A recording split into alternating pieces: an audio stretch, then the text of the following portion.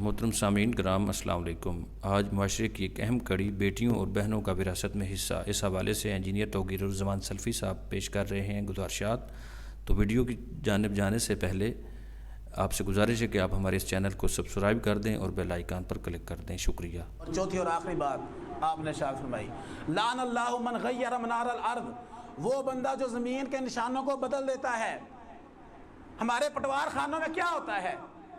جگہ کسی کی، زمین کسی کی، پٹواری صاحب چند ٹگے لے کر اس کی زمین اس کے کھاتے میں ڈال دیتے ہیں، یا زمین کا کچھ حصہ اس کے کھاتے میں ڈال دیتے ہیں۔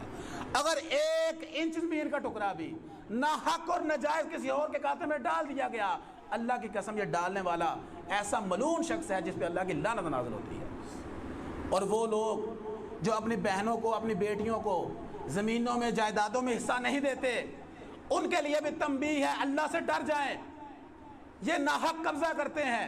اگر زمین کے نشان کو بدلنے والا ملعون ہے تو جو پوری زمین پر قبضہ کر لیتا ہے، پورا حق غصب کر لیتا ہے، وہ کتنا بڑا ملعون آدمی ہوگا، اندازہ کیا جا سکتا ہے۔ بہنوں کا حق، بیٹیوں کا حق جو اللہ نے مقرر کیا ہے، ان کو آسان طریقے سے دیا جائے۔